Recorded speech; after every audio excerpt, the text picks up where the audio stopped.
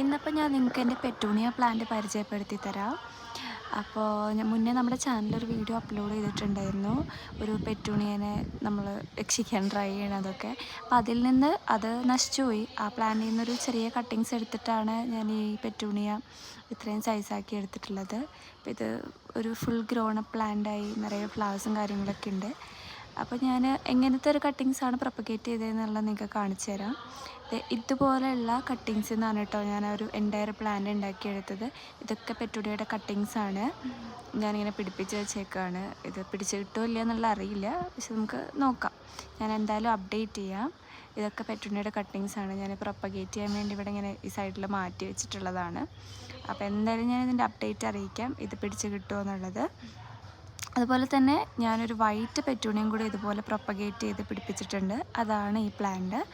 ഈ ചെറിയ പ്ലാന്റ് ആണെങ്കിലും നിറയെ ഫ്ലവേഴ്സ് തരുന്നുണ്ട് കേട്ടോ. ഇതും കട്ടിങ്സ് നിന്ന് പിടിപ്പിച്ചെടുത്തതാണ്. പൊതുവേ ഹൈബ്രിഡ് പെറ്റൂണിയാസ് ഇങ്ങനെ പിടിച്ച് കിട്ടാനുള്ള ചാൻസസ് ആർ വെരി ലോ. പക്ഷേ നമുക്ക് ട്രൈ ചെയ്യാവുന്നതാണ്. എനിക്ക് കുറേ എണ്ണം സക്സസ് ആയിട്ട് കിട്ടിയിട്ടുണ്ട്.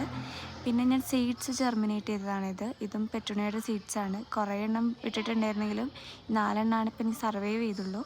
അപ്പോൾ ഇതിൻ്റെ അപ്ഡേറ്റ് ഞാൻ എന്തായാലും ചാനലിൽ അറിയിക്കാം. അപ്പോൾ ചാനലൊന്ന് സബ്സ്ക്രൈബ് ചെയ്തിട്ട് എല്ലാവരും ഒന്ന് വെയിറ്റ് ചെയ്യുക, ഞാൻ അപ്ഡേറ്റ് ചെയ്യാം.